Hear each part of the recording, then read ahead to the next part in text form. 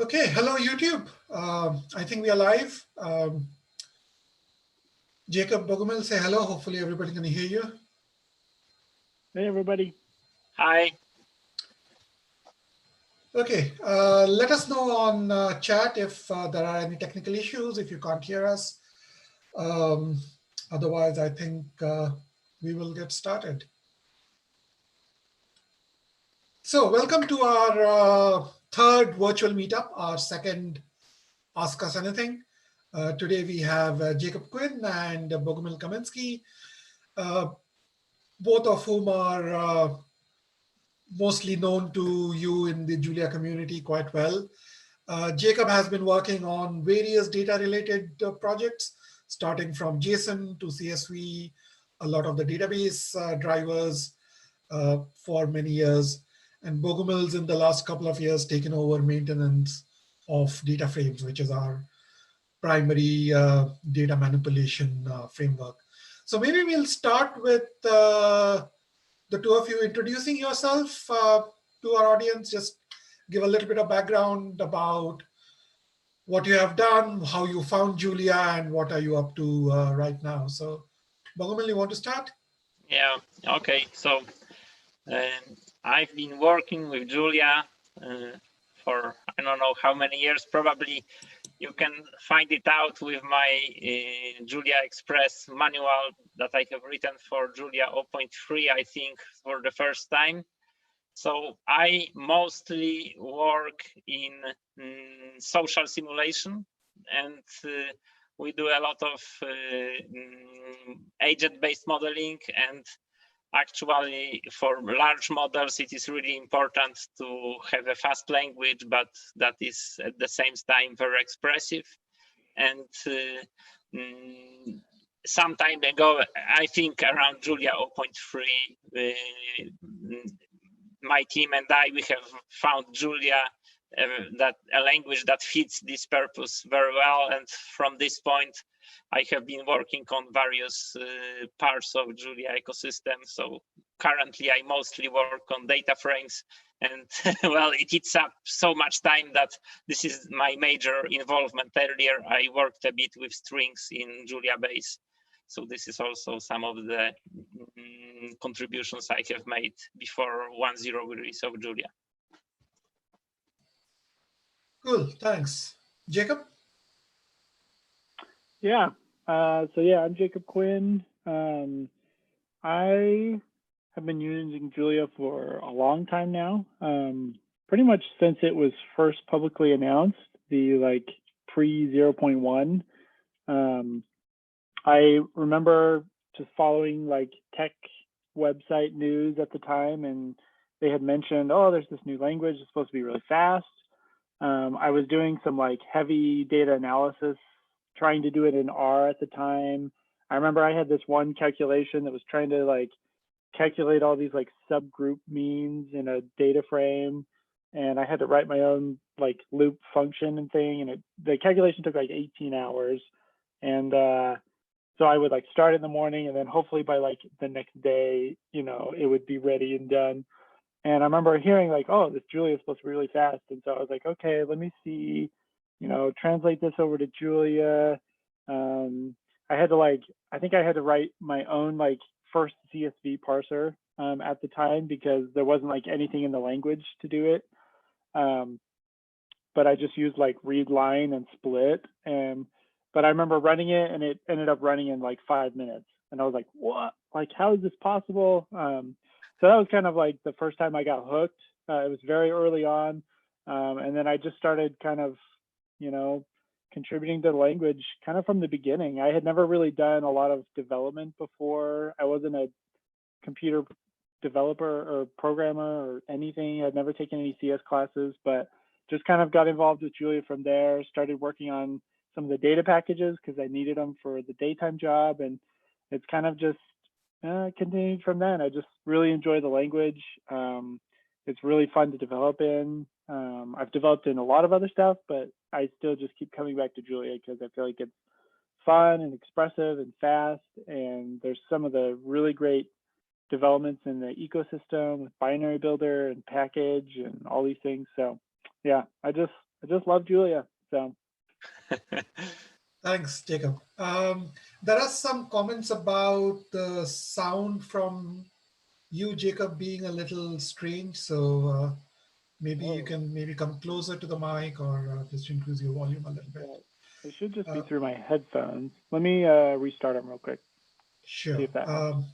So while Jacob does that, Bogumil, I think the first question is probably to you, and it's not the top one, but I think we'll start with the one that asks what's new in DataFrames in 2020. I know you have a lot to announce, so maybe this is a good point to start. Yeah. What can we expect? Okay, so the release was made on Friday, I think, or something like, or maybe early this week.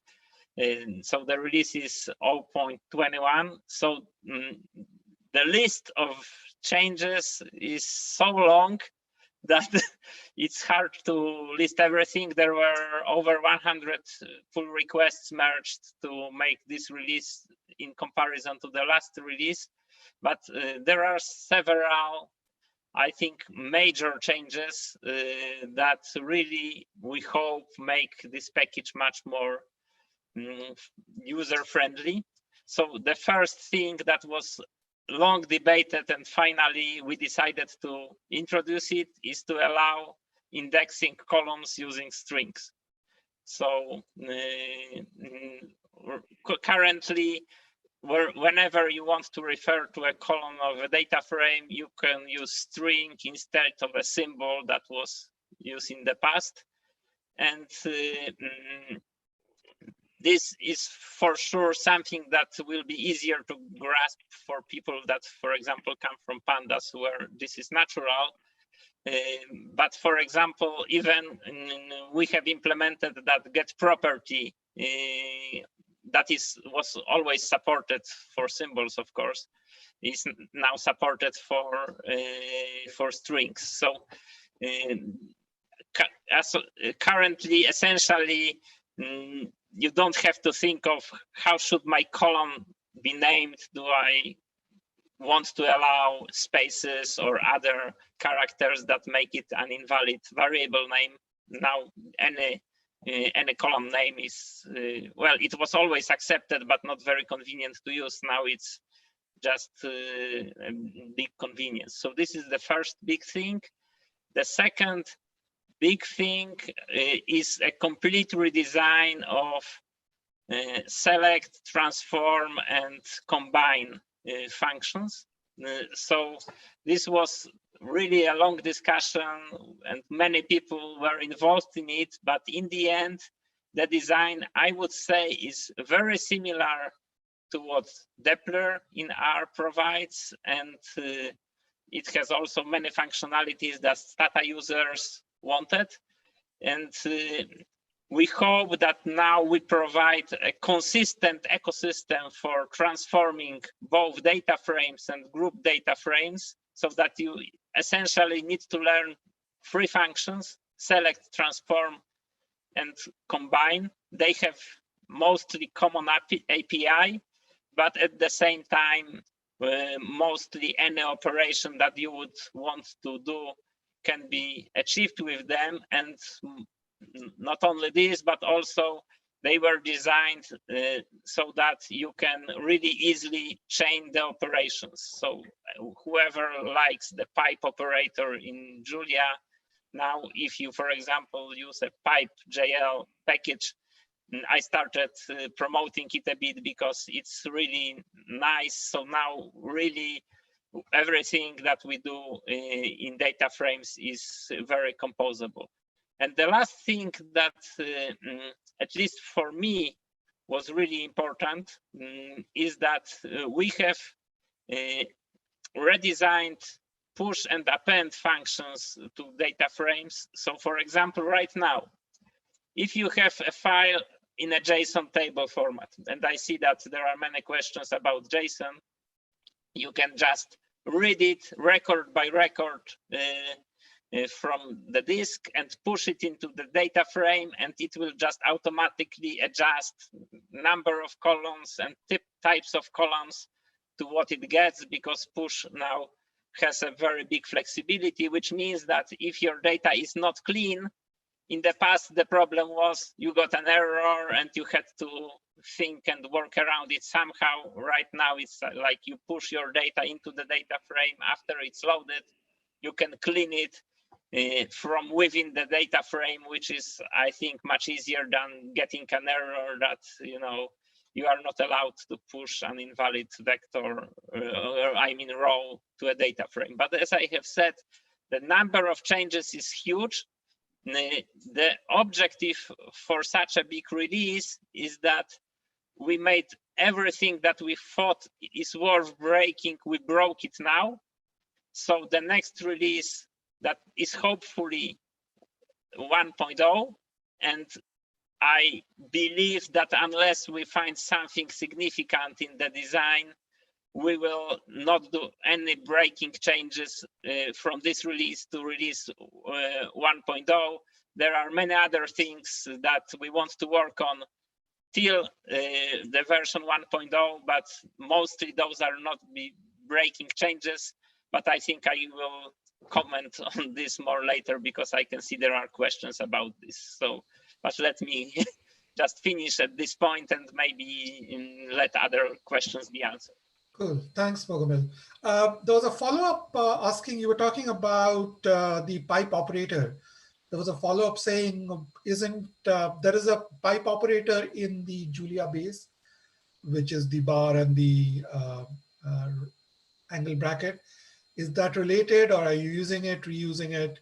How does that relate to what you were talking about? Yeah, so this is exactly using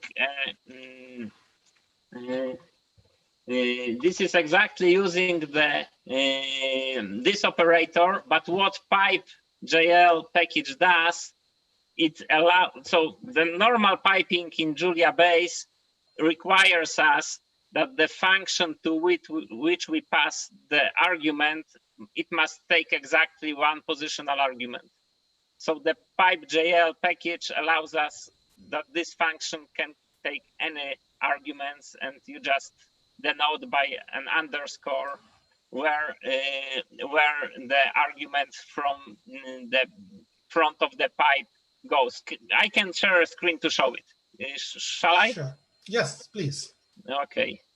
So now I start sharing the screen. Can you see it? Yep.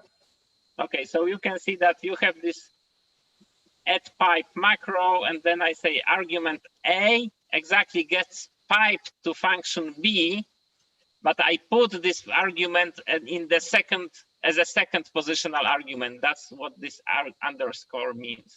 So this is really powerful, because now there are other packages that do similar things, but I found Pipe the easiest to grasp by people who just start to learn Julia and DataFrames. So in this way, you can very easily chain functions in a much more powerful way than a standard piping operator in Julia base allows you to, because you can put what is in front of the pipe in any place in the function you pass it to. So this is a very simple utility, but when chaining operations, transforming a data frame, like you take a data frame, filter it, then group it by something, then combine it to calculate some aggregates, then filter again, then it's very convenient. So if you want to learn more about it, this is a Pipe.jl package that actually enhances the standard piping operator from Julia base to be more flexible, allowing functions that take more than one argument. Okay. Cool.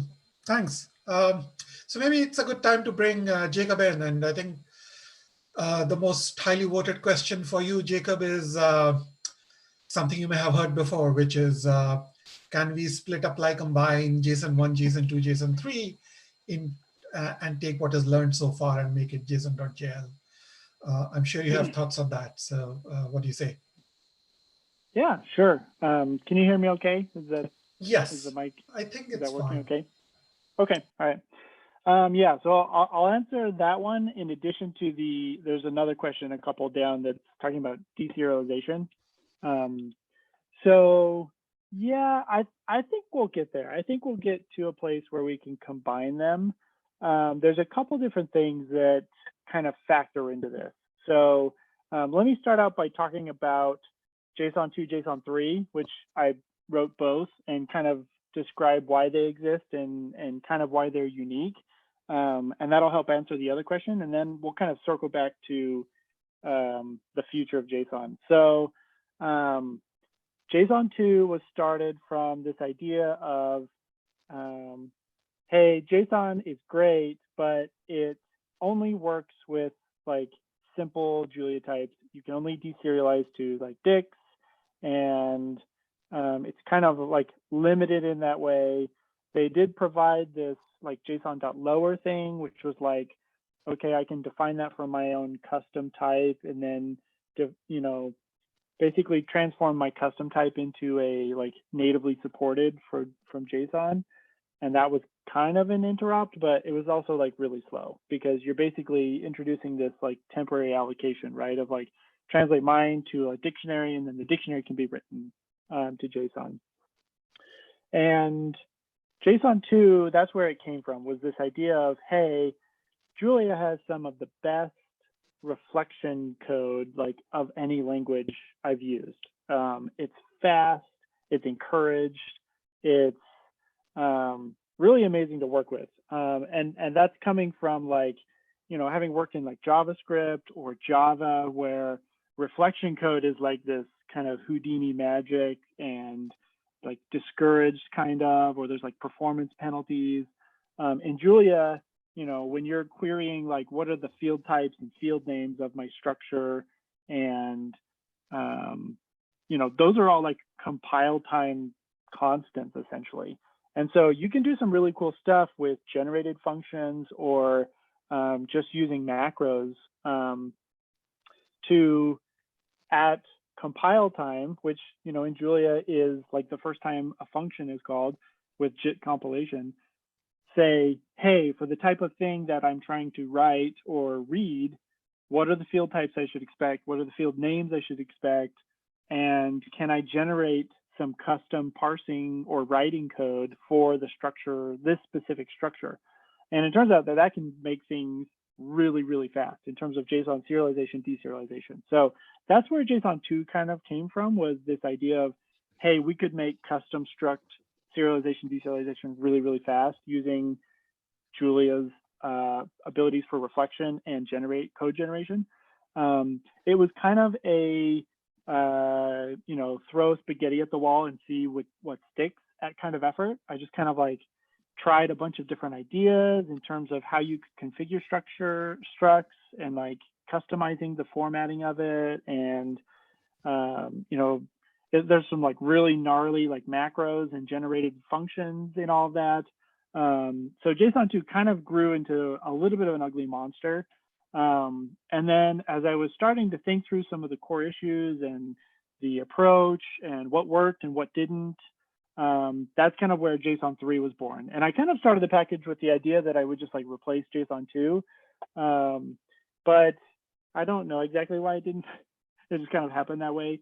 But JSON 3 ended up being like so clean and simplified, where it only uses like, I think 3 internal macros is like the total to do all of the like type stable unrolling and stuff, that it's just a totally different package, and it's more powerful and it's faster and it's simpler and it's cleaner. So it kind of just became its own thing. I actually did a poster on it last year at JuliaCon, which was fun to kind of talk about the approach. One of the big insights was it gave birth to another package called struct types. So structtypes.jl is kind of this helper package that ended up being more useful than for just JSON serialization, deserialization. So with structtypes.jl, basically what you can do is, for a given struct that you define, you can say whether it is a data kind of struct or an interface kind of struct. So an example of an interface struct is like if I was creating my own specialized, like dict implementation, like, in the data structures package we have little dict, right? Which just uses like tuples internally, and it's really fast for like small, for dicts with small number of, elements. So in those kind of types, you're not really interested in what the internal fields are of the structure, right? Those are kind of like implementation details, private. When you, serialize or deserialize that interface type, you're not wanting to like pull anything directly out from those fields and like share that with the world. You want to use the interface. So for little dict, for example, you would want to access the keys and values, iterating those to, serialize a JSON object, and then you could read that back in as a little dict, okay? So that's an interface type. The data structs are where it's a struct that's kind of made up of its properties, of its fields. So these are common in like applications where you're modeling objects and things like that. So you have like a, sale ID, so every time I make a sale at my store, I get a sale entry in my database, and it has a sales ID, and it has a customer name, and it has, all these different properties that would be fields in this object. And to JSON serialize, deserialize, I do actually want to basically loop over those fields and write them out. And then, I would have this JSON representation of my object, and then I could read that back in, directly as a Julia struct. So struct types allows you the flexibility to say, for a given struct, is it an interface struct, is it a data struct? And then it'll provide all these extra abilities to customize. So should I exclude certain fields? Should I rename certain fields? Do certain fields, need keyword arguments when they get, constructed? All that kind of stuff. And what that allows is kind of this generic way to describe your structs that can then be used by lots of packages. So JSON 3 was the first. That's where it kind of was, was born from. But then I have another package that I wrote that's called strapping.jl, which uses the same kind of definitions that you define from struct types to basically take your custom structs and serialize, deserialize to two-dimensional columns using the tables interface. So it's kind of a neat way to, like a lot of languages have ORM packages where it's basically like, oh, I can query a database, and then I take the result of the database query and kind of translate that into my model objects that I'm working with in my application. And strapping kind of generalizes that idea to any 2D tables, compatible, source. So databases included, but you could also like write your model object out to a CSV file and read it back in, or feather file or read it back in, and all those kind of things. So anyway, this is getting probably too long-winded, but so we have struct types and JSON 3. So that kind of answers that one question that was like, hey, can we deserialize, serialize to Julia structs instead of just dicts? Yes, that's the entire point of JSON 2, JSON 3, and what's kind of been evolving there for the last couple of years. At this point, JSON 2 is basically not maintained anymore. I've put all my effort and updates and fixes and performance into JSON 3, and I think it's really in a good spot right now. I think you can definitely use it for everything you would use JSON.jl for. It does have these two additional dependencies. So struct types.jl, and that's mainly for when you're doing custom, struct deserializing, serializing. And then it also has a dependency on parsers, which is another package that I wrote to do really, really fast, integer, float, date, those kind of types, parsing from strings really fast. So some people they like, wait, I want minimum dependencies, but that's kind of the world we live in. So in the future for merging those, I think we'll get there. I mean, like I've kind of explained, like JSON 2 started and JSON 3 has kind of evolved out of that. It's been out there for, over a year now, and I feel like it's gotten really good adoption and people have seen really great things. It's really, really fast. So I would eventually like to merge them or find a path forward for migrating. Maybe this should be something that we just include as a standard lib at some point. It's pretty like common needed functionality, so that's a possibility. But yeah, I think we'll figure out a path forward. We've just kind of wanted to let things mature and stabilize to where we say, okay, this is a great package. It's got all the APIs we think we need, and now we can kind of commit to a plan to put it in as a standard lib, or combine all the JSON packages into one, and here you go. So good, thanks. That's interesting. I think the most highly rated question for Bogumil is something on everybody's mind, which is will the common data frame operations be multi-threaded anytime soon, now that threading is hopefully stable in Julia base? So any thoughts, any experiments that you have done about around multi-threading? Yes, so actually this also relates to another question below. So what are the big plans for the year 2020, and what will be changed between release 0.21 and 1.0? So maybe let me try to give an answer to all those questions in a bundle. So as I have said, we have made the release 0.21 and put in everything that we've believed we need to break in order to have a stable API. And this is exactly because now we want to concentrate on improving the performance, the internals, and maybe adding some API, but that is non-breaking.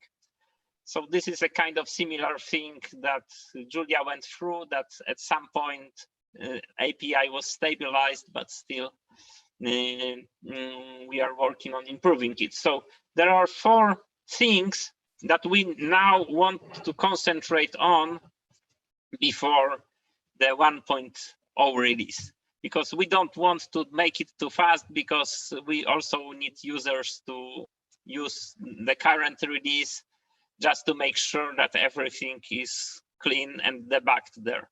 So the 4 things that we want to concentrate are the following. So let me start with the threading. So in general, it's not only multi-threading, but in general improving the performance. So as that's probably why the question was most upvoted. Currently, we are already type stable internally within DataFrames.jl. So there are actually 2 ways to improve performance. So one way is to implement multi-threading, and this is for sure one of the top objectives for the internal design. And if people have ideas or concepts where this would be useful or how it could be done, just please comment on GitHub or on Slack or wherever, and we can discuss this. We have not started implementing it yet because we were working mostly on the API up till now. But as Avik has said, now the multi-threading API in Julia base is stable. So we can start adding multi-threading to DataFrames.jl.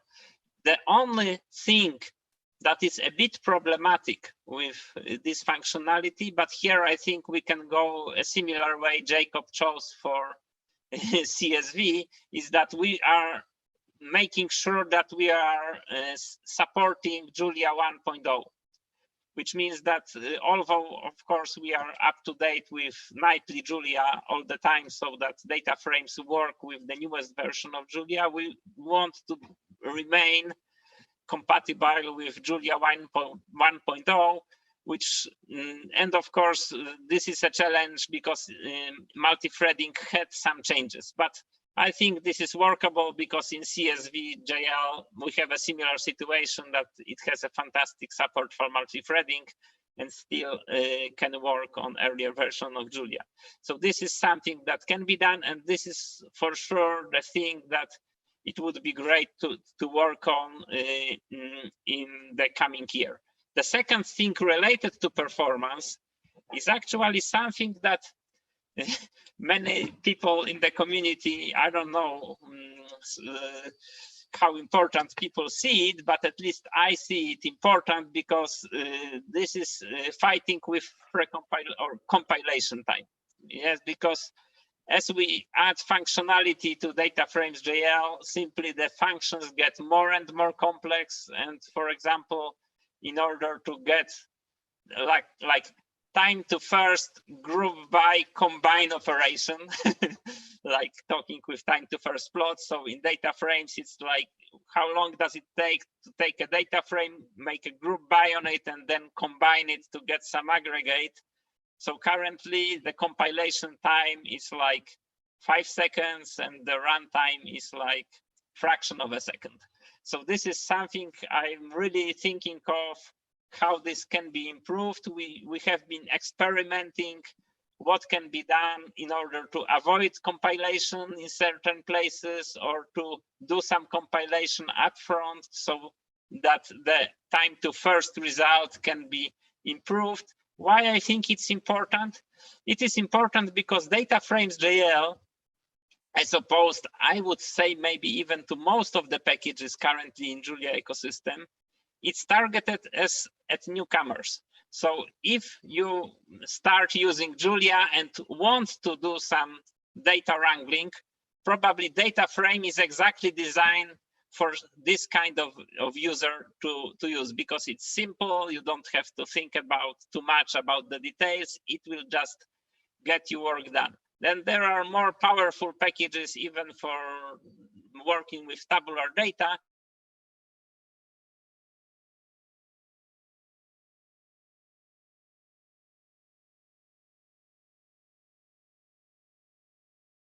Short, because people coming from other ecosystems are not used to waiting like 5 seconds for some operation to finish, although in a sense, it's mostly compilation time. So this is the second thing with performance. So now let me just give a brief overview of 3 other things we want to work on.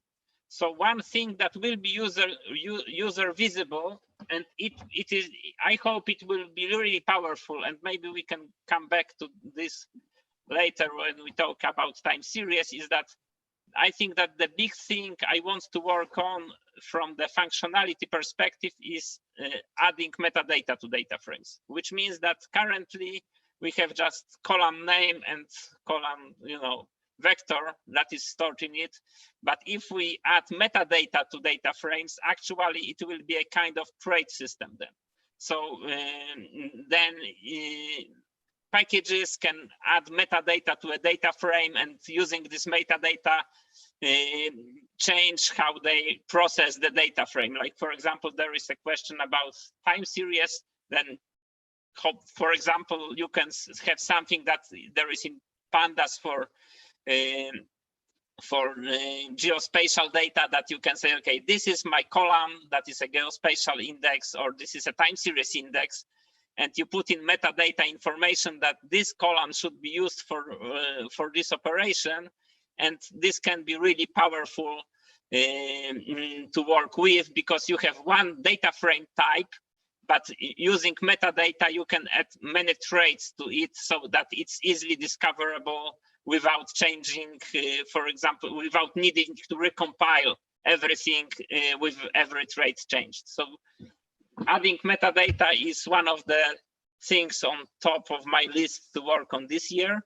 The other thing, it's internal, but I think it's really important that we are planning to split DataFrames.jl into DataFrames base.jl and DataFrames, where DataFrames base.jl will mostly contain only type definitions. And this package is intended to, this decoupling is intended to be done because most package developers do not need all the powerful data transformation functionalities we have in data frames. They just need to be able to create a data frame or read the data frame with very basic low-level API. And in this way, this data frames base package will be like probably 10 times faster to load. it will have minimal number of dependencies, which will, I hope, make it much easier for the ecosystem to evolve as a whole. Why it's important? Because, for example, now when we make a release of DataFrames.jl, we like break 20 other packages because they were depending on the old version of the DataFrames.jl. 20 is from my head, maybe it's even more. And if we decouple this base, most of the packages will not depend on the DataFrames package, but only on the core package that defines the types. And I hope that this base package will get a release like once a year, maybe even less frequently, which means that it will be much easier to move forward with the whole ecosystem and synchronize it. And the fourth thing that is really important objective for the 1.0 release is to improve the documentation of the package. So this is something that probably many packages suffer from, that if you have very fast development, it's hard to keep up with having proper documentation for everything. Recently, even because I started announcing it, that this is the plan, and I'm really happy because many contributors currently have started opening PRs that help us improve the documentation, and this is really great because I believe that having a better documentation for DataFrames.jl will improve its adoption and will make it really a very good introductory package for people that migrate from other ecosystems. So those are the 4 points. So multi-threading, or in general performance, metadata, decoupling the core of the data frames into a separate, very lightweight package, and improving documentations, like 4 things that are on the agenda for the year 2020. Cool. So there was a question about performance, which I think you answered, and some exciting stuff coming down the line.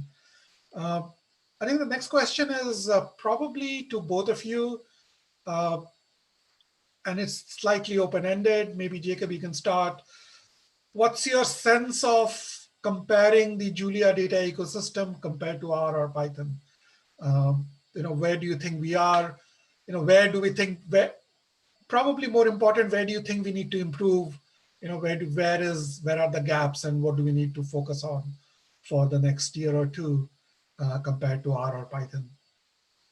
Yeah, it's a great question, and it's one that we need to sit back and answer every year and take stock of where things are and where things need work and what needs to be improved. But I think the current state of the data ecosystem compares pretty well, actually, at its core, because I feel like DataFrames has matured a lot.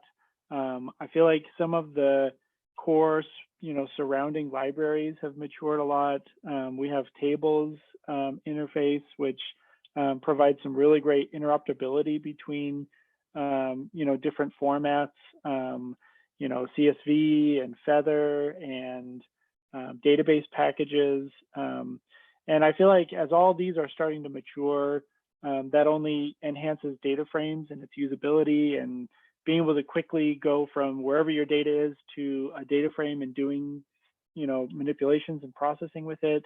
And then we recently, had a big update to, the stats model updates from, Dave Kleinschmidt, did a lot of great work there. And so I feel like just in the last even 6 months, I feel like things have really started to show the maturity and how things interrupt and are there. And so as far as a current state, I feel like it's pretty decent, and but it does require kind of being up to date on things. So being aware of, I'm watching a lot of these repos, and so I'm aware of, oh yeah, there's all this new stuff in stats models and the new DataFrames release and these kind of things. And so I'm aware of, oh yeah, there's lots of great stuff and it integrates well and it's all working nicely. And, I know where to go to that package to find the documentation and what's up to date. And I was even seeing some of the PRs that went into, changing that functionality. And so I have a little bit of a biased perspective, I realize, because I'm just more aware of everything that's going on.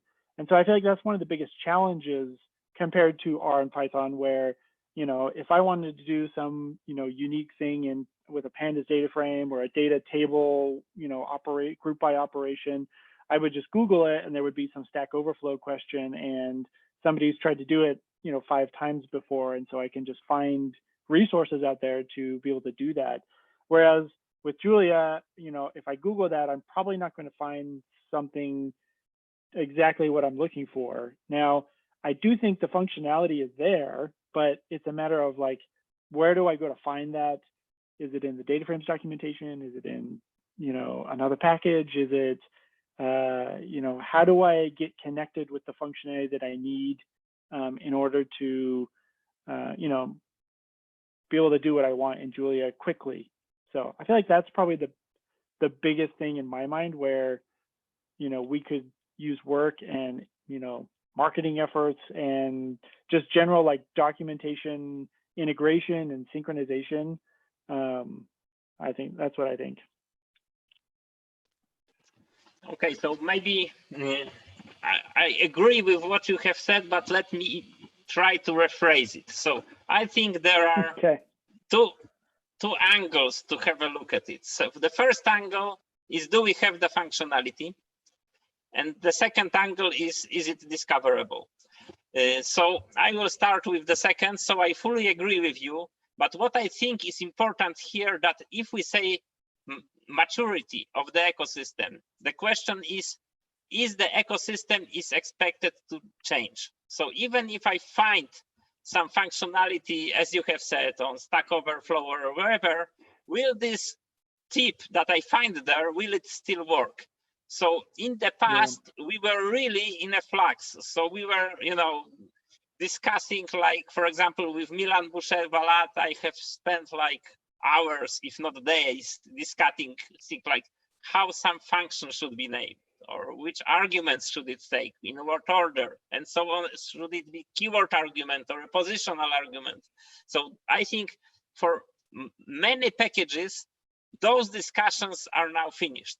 So it's like DataFrames is almost 1.0, CSV is almost 1.0, categorical arrays is almost 1.0. So all the major packages that constitute the, at least for me, because there are many other, the core of the ecosystem for like Queryverse, there is a question on is, are becoming stable, which means if you get a tip now, you can expect that in 2 years, in 3 years, mostly it should work. So I think this is a very important difference to what we had last year, because now we can say, yes, we are getting on par in terms of that we are getting much more stable in terms of API. And this is for sure that users can expect to have, which I think is very good, because now it's like with Julia, after release 1.0, it's like a completely new world. Yes, because for 2 years, we can work with everything without a problem. Well, for example, as I have said earlier, we support in DataFrames.jl both Julia 1.0 and Julia 1.5. Actually, it's also supported. So it's like we can easily support it. And this is something that the data ecosystem also currently, I think, very recently, but just right now started to maybe not guarantee, but at least promise. And the second dimension is the functionality. So again, there are several layers of it. So in terms of functionality, you have the 3 things. The first thing, I think that we can say that, again, the major packages, I think, are on par with Pandas and R. So for example, I work with data every day, like for many years. I have written books on how to do data wrangling in R in the past. And currently, I never feel a need to switch from Julia to R or Python to do the things I need to do. Like using the packages we have now in their current versions, I can easily do everything I need to do in Julia. So in terms of core functionality, we have it. What is lacking I think are two things, but they are nevertheless important. So the first thing is integration. So like database, different database drivers, or maybe different formats. This is something where I think still, for example, if you have some exotic data source, probably in R or Python, you will find a package that reads from it. In Julia, is probably less likely to have. And this is something that needs to be worked on, of course. If something is very exotic, the question is it worth to invest time to make the integration, or just use, for example, PyCall to use a Python library that reads you the data in? So this is a question, of course, but I think the data ingest and data, in general, data integration is something where I would say, at least for now, that probably Python, for example, has more functionalities that are provided. And the second area is not maybe directly related to data management, because as I have said, I think here we are quite good. But the second area is the array of statistical models that we provide. So again, for sure, currently in R, you can do many more things than you can do in Julia, or for example, in Stata, there are many models that are implemented and provided in Stata that are not provided in Julia. And this is simply something we have to catch up with. And the last thing is performance, because I would say that if you do not need top performance, we have everything that you need. If you really need very fine-tuned performance, probably the packages like data table from R are still ahead of us. Maybe it's not even probably, I know they are. So this is something we still need to work on, but that's why, for example, I have said that this multi-threading is really an important priority for DataFrames for this year, because this will hopefully improve our performance.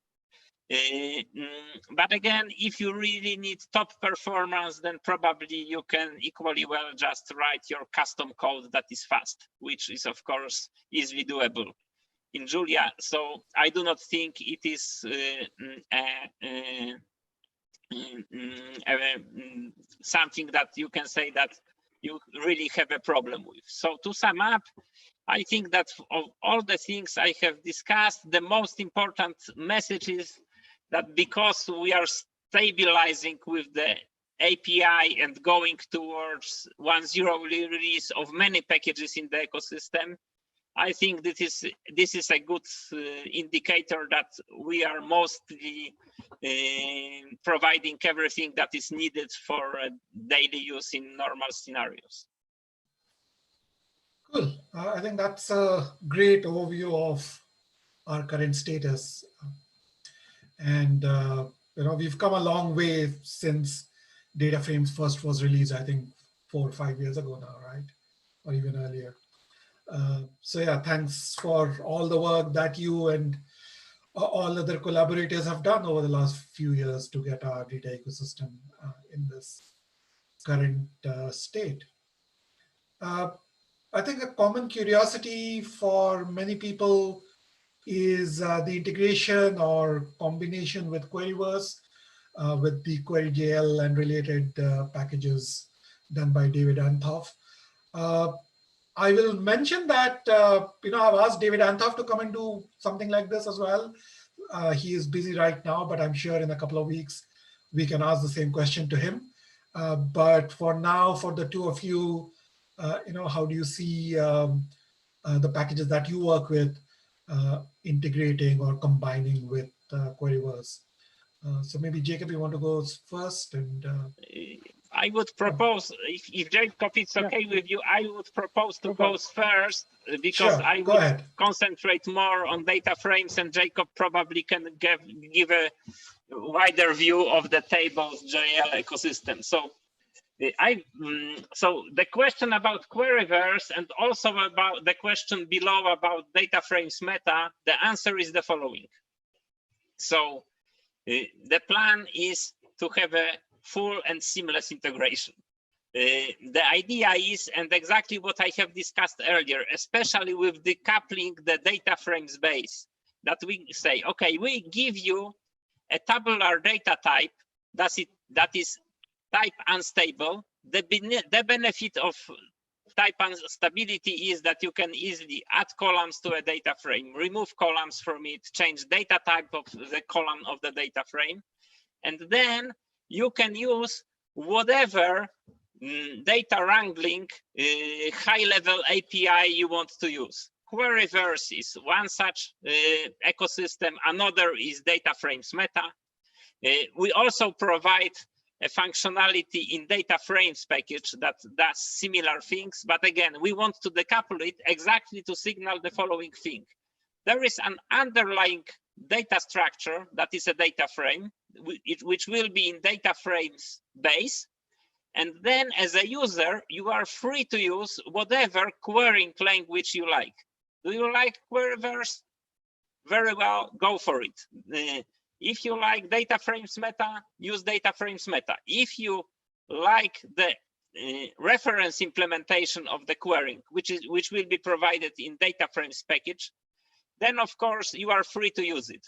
But exactly because of the benefit, and there are also other packages that actually implement some nice ideas about querying a data frame, like Selectors.jl, or recently there is a package that implements a syntax that is similar to Stata that allows you to query data frames. So actually the idea is to say, we have a low-level package that gives you a type, and then use whatever high-level API for working with your data frames that you think that you like or is most suitable to your purposes. And actually, this is made possible because of Jacob has created Tables.jl.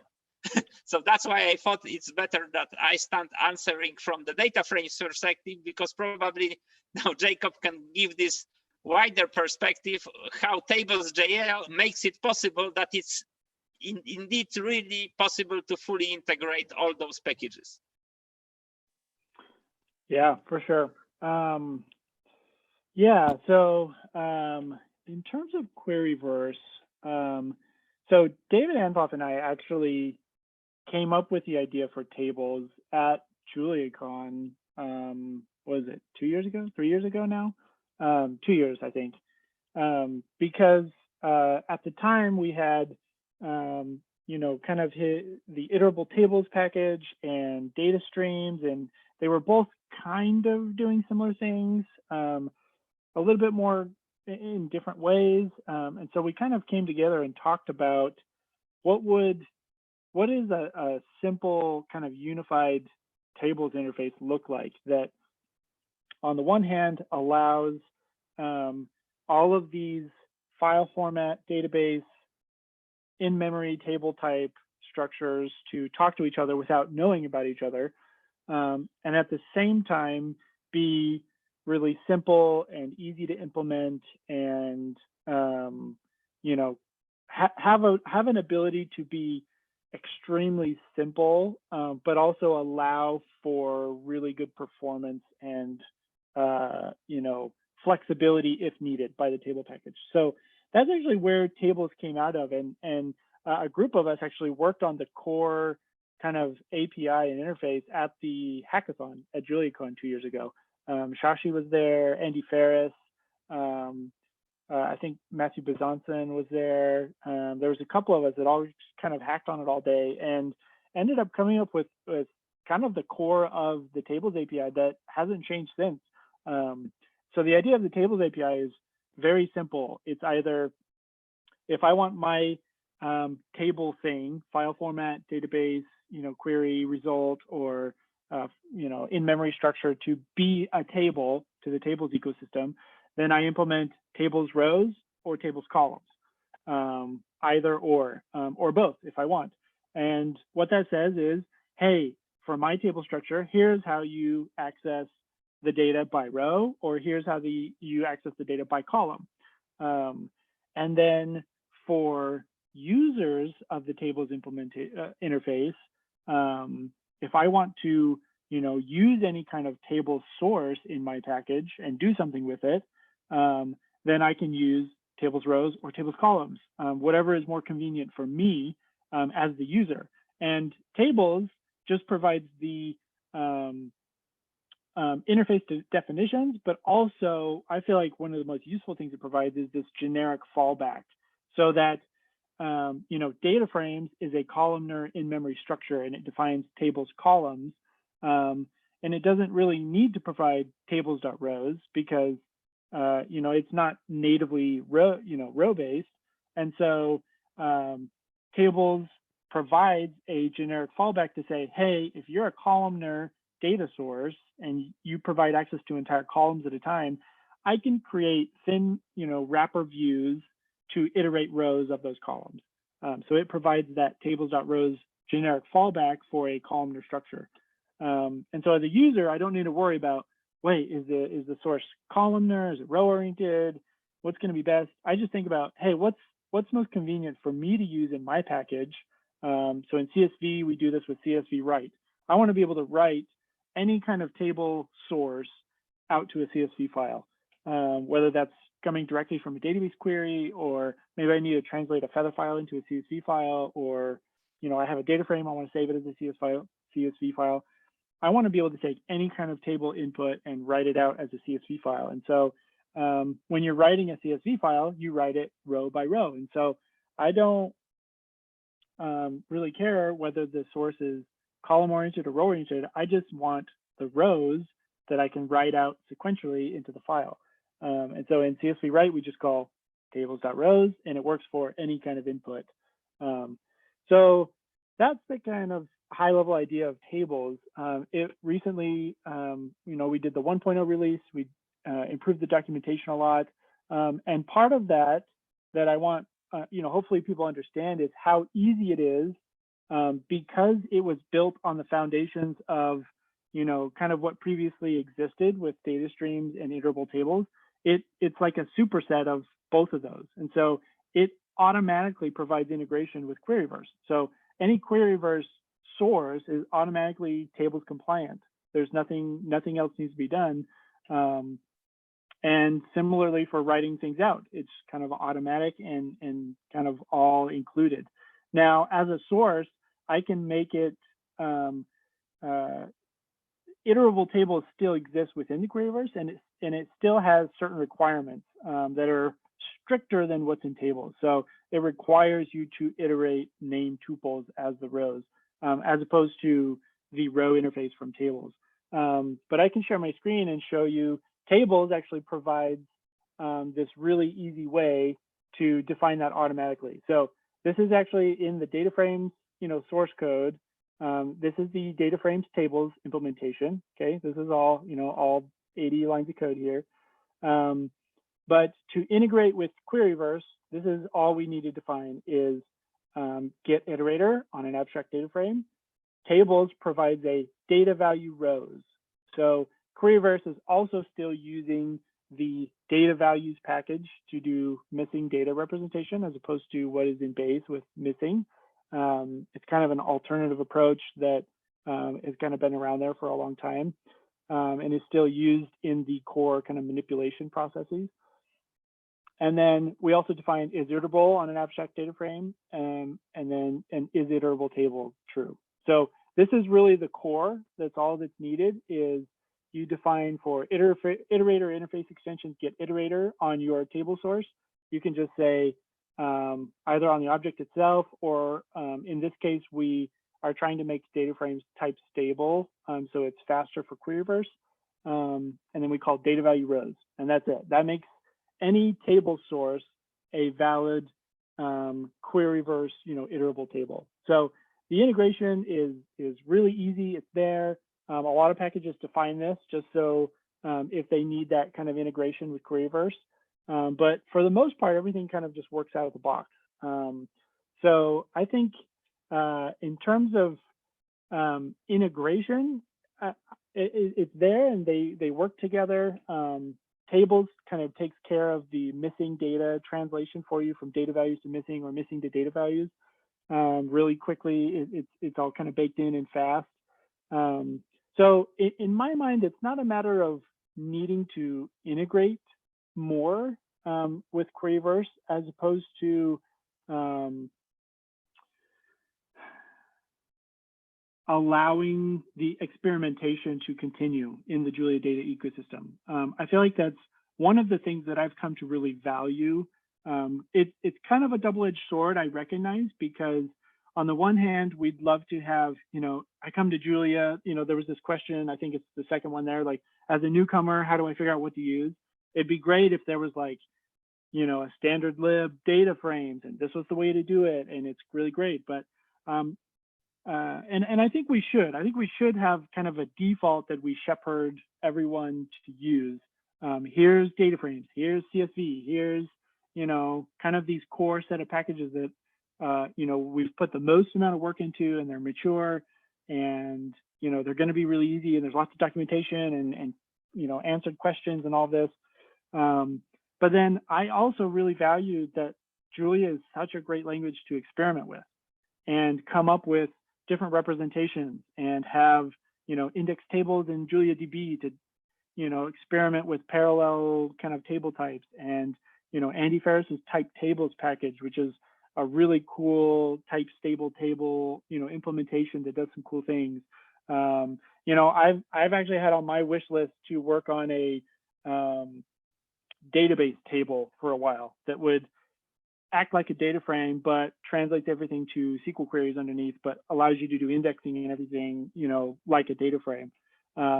So there's those kind of things that Julia is such a nice language to experiment with those kind of different APIs and some performance things. And I think we need to encourage that while also, trying to, say, hey, here's a really mature, thing that the majority of users can use and be happy with to get their work done.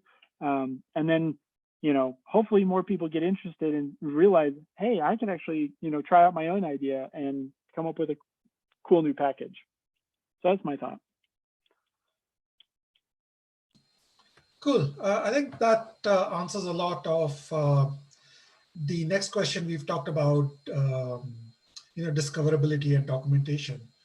So I think it's good to move on to talk about time series. I know there has been some effort around time series for many years, but I don't think we have anything that is as mature in terms of the Python packages for time series. So any thoughts from either of you on time series packages, time series objects, and what should we expect in the next few months and years? I'm going to go first this time because I think Bogumił probably has a better answer here. I know that there's been a couple different efforts over the years to do some time series type stuff. And each one I feel like got some basic stuff going, but then also never fully kind of materialized. And I feel like part of it was just the effort in maintenance and the approaches they took, where it was, I'm trying to basically rewrite all of DataFrames, but include a time series support. And it's hard to do that because there's a lot that goes into DataFrames and the API and all the functionality there. And so it's hard to just say, oh, I'm going to have my own table type, and oh, I need it to basically be a data frame, but have all this like extra time series support. And so that's where I feel like I've tried to push in terms of data frames and the tables interface to say, how can we split things apart and make interfaces that people adhere to so that we can get some more things for free, right? So for tables, we can get a lot for free, and I don't need to worry about writing, okay, I need to be able to write a data frame and a type table and a JuliaDB in my CSV, write function. I don't need to worry about all the different kinds of sources I get. I just need to do one thing and then that's it. So similar with data frames, like I love the push we've had towards solidifying the selection API and the transform. And I'd love to see those moved out into a separate package that is just an interface and says, hey, as long as you hit these, you can fulfill these interface functions for your table type, boom, you get all of this like well thought out, well designed, mature selection transform API for free with your custom table type that you implemented. So I love pushing us in that direction and getting towards those so that it's easier for us to swap, the core data structure that we're using. And I think something similar in terms of time series would be really great, where, I don't know if that it necessarily gets baked into DataFrames or if it's just kind of a time series utility package that provides the right, take a range and split it into chunks, or, bucket up these into month grains, or whatever the core operations are. Hopefully we can find the right way for that to live, and then find the right APIs for that to work with, any table type or, whatever. Yeah, so actually, I think this is a good question, and there has been started a discussion what to do with this, I think, last week or 2 weeks ago.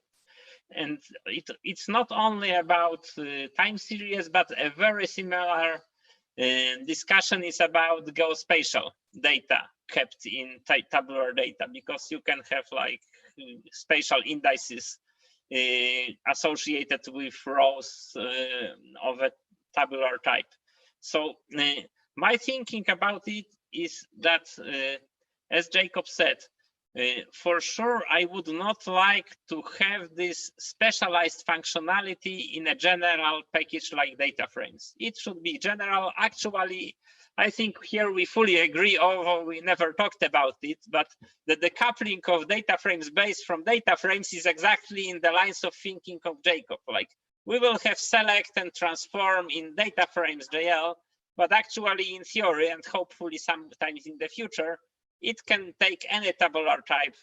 It does not have to be a data frame, because this is a generic functionality on top of tabular type. So with time series indices or with geospatial indices, because this is very similar, actually what we need is two things. So the first thing is that we need functions that can work with just this one column that is a time series information. And for this is not actually really, does not really have to be Tables.jl or DataFrames.jl related. We just need some function that does some work on the time index, for example. Now the question is that usually if you work with this index, you want the action to be populated to other vectors, or in terms of tables to other columns. But here, I think it should be relatively easy to combine the specialized functionality that, for example, tells you, okay, select me, as was in the questions, in the question, rows from this date to this date. But this only works on one column, so it does not have to be tables aware. But if I have this selection, then I should be able to pass it to the engine that allows me to transform the data frame appropriately, for example, to remove the rows that are not needed in my analysis. And what is important here is that, as I have said earlier, if we add metadata, for example, to data frames, then in this metadata, we can keep an information which column is exactly this time index, which means that this other package that has the time series functionality, if it sees that it has a data frame as a source, it can query, do you have a trait that you have a time series column? If you have, then I use it. And this is exactly, for example, in GeoPandas, the strategy for geospatial data analysis. You just can query, do you have a column that gives you a spatial index? If yes, then whatever I do, I can automatically apply to the whole table, not necessarily only this column that is a geospatial index. What is important here, and what we are currently discussing, is this enough? And this, for example, time series or geospatial data, should it be just any column, or we should have a special column type? For example, time series, actually we have a special type, or for geospatial data, should we have a special type? because then you can also facilitate this discovery even without metadata if you find that simply some column has a special type that allows you to determine this is the key for my time series in a data frame. So if some column has a special type that I know is a time series and it is a unique column that that has this type, then I can also, without any ambiguity, decide to use it. But in general, as Jacob said, I think that this should be just a specialized package, time series extras for tabular types. And any tabular type should be possible to pass it to such a package, and it should not care about how the low-level transformation is performed, because there is a common API provided, for example, by Tables.jl that does everything that is probably needed. So this is what I think. So for sure, effort here is required, because the functionality is not probably not on par with what other ecosystems require, but I think we need building we have all the building blocks that are required to provide it. We simply need several people who really work on daily basis with time series or daily basis with geospatial data, just to tell us what the functionality really should look like for them to be happy. So this is exactly, for example, what we did currently with select, transform, and combine. We spent many days talking about what other packages provide, like Stata, R, Python, Pandas, and what we have designed, we believe, is on par with whatever other package provides. And in a similar way, if we get a group of users that are able to specify what they need for time series or what they need for geospatial data, I think, given the abstract, what we can abstract out with Tables.jl, we can very quickly develop a package or improve the existing packages to give all the functionality that is needed, because the low-level building blocks are already there. Cool.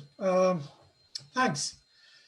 That all sounds pretty interesting. I will also mention that we have a Google Summer of Code student looking at time series functionality this summer, mostly from a machine learning perspective, but it's an interesting project to keep an eye on if you are interested in the whole idea of time series. Julio Hoffman is on YouTube chat as well, and he has been working on GeoDataFrame as part of his GeoStats package.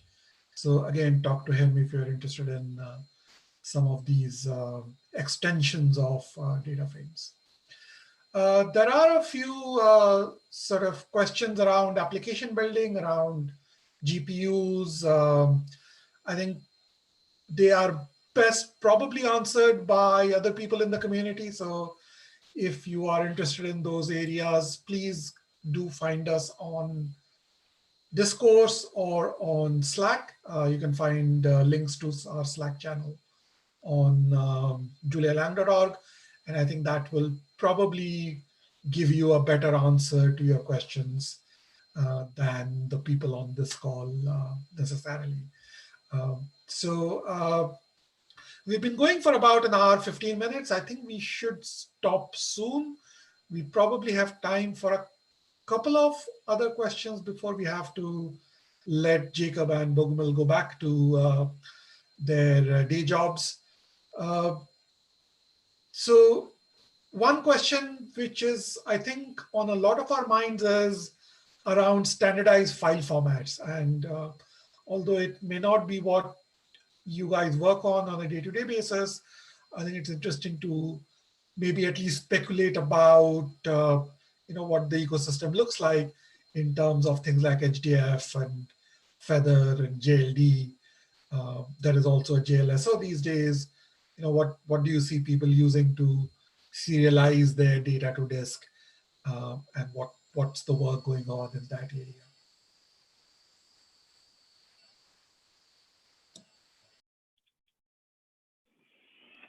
Yeah, in terms of a standardized format, I don't see us converging on anything right now. I know there's a lot of different formats with different levels of support. So, I mean, like obviously we have like CSV for reading CSV files, but I mean, that's not like the greatest file format. There's Feather, but that's a little outdated at this point with the new Arrow efforts. There's Arrow, which is more of an in-memory spec, but they also have a file format, which is still kind of solidifying. You know, there's JLD, which is more of a native Julia thing, but it's also hasn't been like super well maintained. I know that eval parse has been working on a JLDF format or JDF. I think it's JDF, which is more of a binary Julia data frame format. That sounds interesting and could be fast. I know he's done a lot of research on different like binary formats in different languages, and so I kind of like to see what he's working on from time to time. Parquet as well, it doesn't have the most great support in Julia right now, mainly because we've been focused on more things like Arrow and other formats, but I'd love to help with the Parquet reading just because I know that's a format that's out there and probably not, you know, going to be phased out too soon. So no, I don't think there's anything that's anywhere near like a standard in Julia. I have been mainly focused on just trying to provide, you know, the functionality to read all of those and let people pick. If I had to guess over the next 5-10 years what's going to happen, I would probably lean towards Arrow format. It's kind of the one that I keep track of the most, and that seems to have a lot of, you know, important backers and lots of different language support. And so I'm really keen to see kind of where that goes. And I like the spec generally. I think it's a good binary format and allows you to do a lot with it. And so that's where I feel like I'd like to spend my time if we were going to standardize on one. You know, I've Expanding Man, Michael, I don't know his last name, has worked on the Arrow package a lot with me, and we've kind of gone back and forth on stuff. And so we'd like to get that integrated into the official Arrow, you know, Apache Arrow project, and just make sure that Julia is kind of a first-class citizen there. But that's kind of where I like to see efforts going. Yeah, so I do not think I have much to add to what Jacob said. I can only say that in my DataFrames tutorial in Notebook 4, I have a comparison of performance of like, I think 5 or 7 different formats for reading and writing DataFrames. So if you are interested what is typically supported, you can have a look there.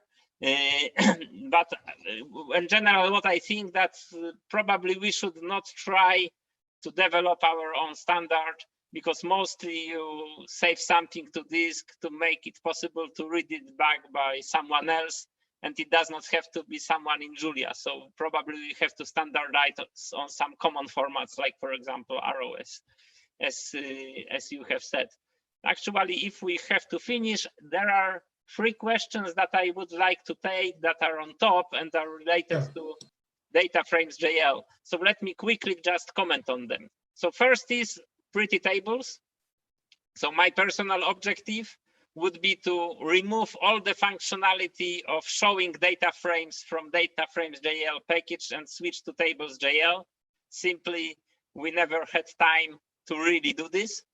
So for now, we have custom printing in DataFrames, but actually I would much prefer to have pretty tables as a single package for printing all tabular data and remove all the printing functionality from DataFrames.jl. But simply,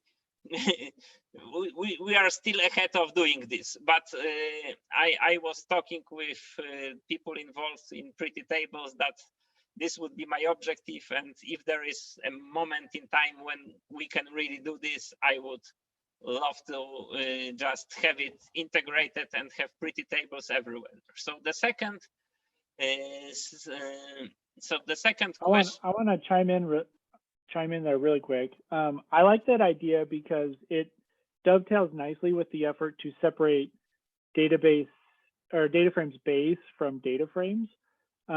It'll make those kind of changes a lot more easier to digest, right? Because every time somebody suggests like taking a new dependency in DataFrames, we're like it's such a core package and so many people rely on it. We don't want to add another dependency, right?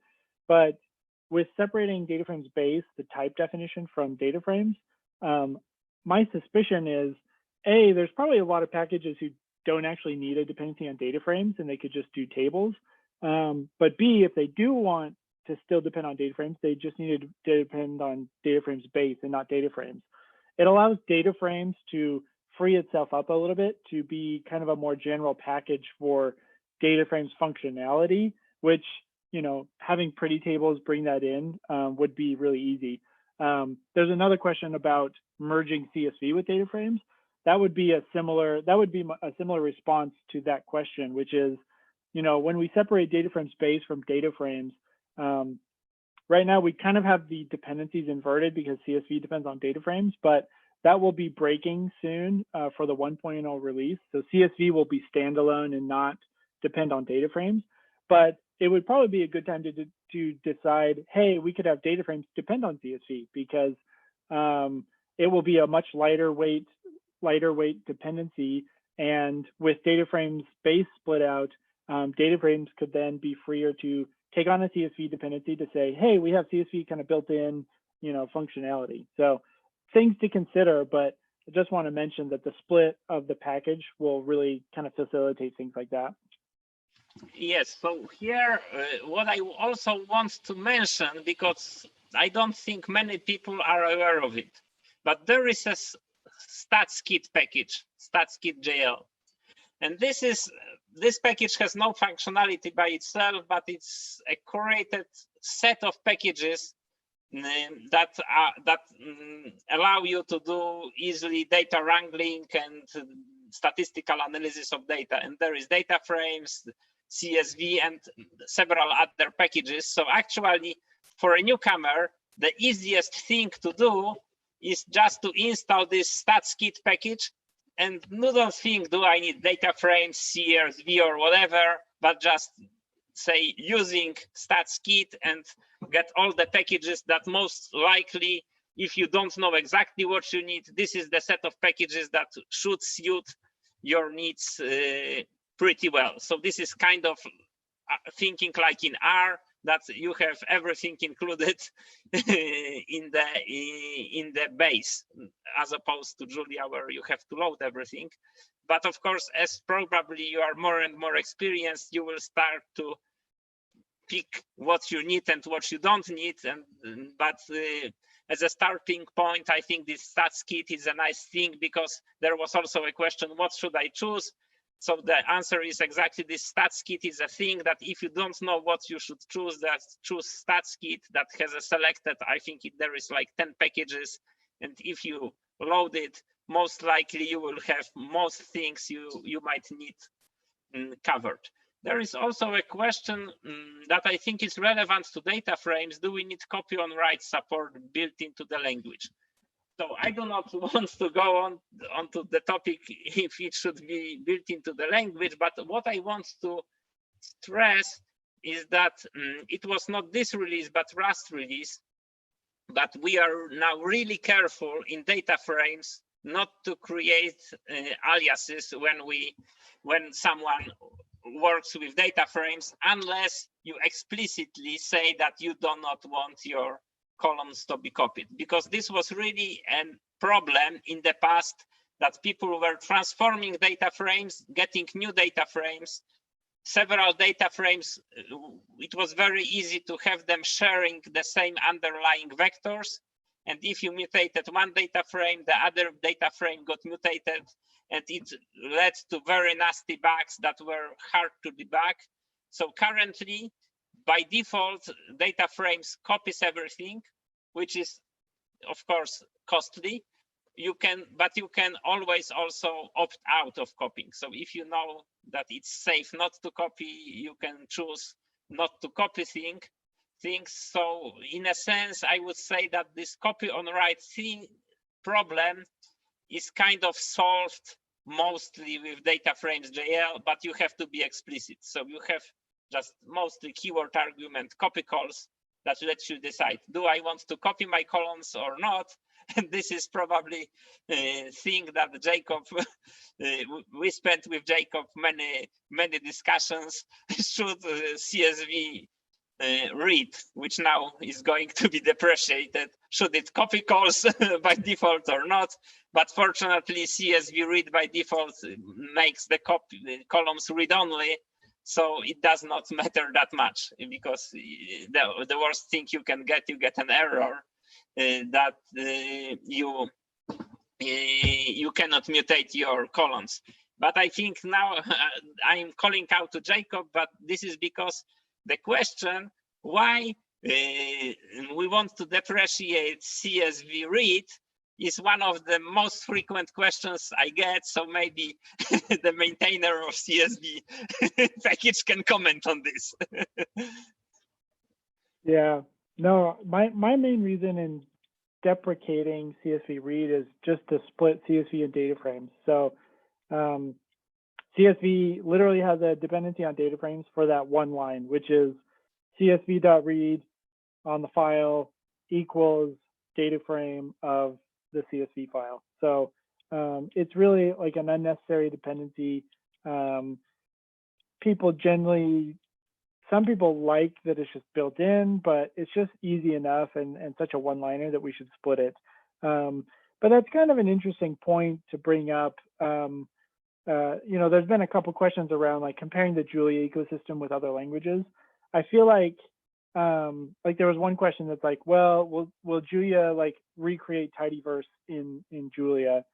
And I kind of think not. And same with like pandas. Like I don't see Julia ever getting a single package that provides everything that pandas does. Mainly because Julia as a language allows you to decouple things so much nicer. Stefan gave a great talk about this at JuliaCon last year about kind of how absurdly nice it is that packages can interrupt and integrate with each other using common interfaces, and everything just works and it's fast, and you don't need to create these monolithic kind of packages that have everything included and baked in to have a good experience. You can kind of have these separate packages that all exist on their own, but interrupt with each other really performantly and really nicely using common interfaces. And so I think the challenge then for the Julia data ecosystem is discoverability and documentation. And how do we, even though CSV and DataFrames will be separate and not depend on each other, how do we still make sure people are aware of, oh, to read my CSV into a data frame, I do this, without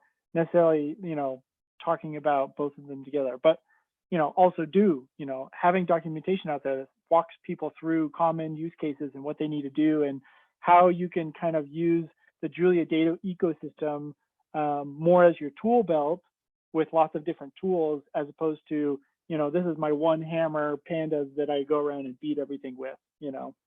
If it's not in pandas, then I don't know what to do. But, we don't have to live in that kind of world in Julia, which, like I said, is really nice in a lot of ways, but also has this discoverability problem. Yeah, but that's why I mentioned this stats kit. So if someone is new to the language, I think it's good to point that such people, okay, just have a look at stats kit.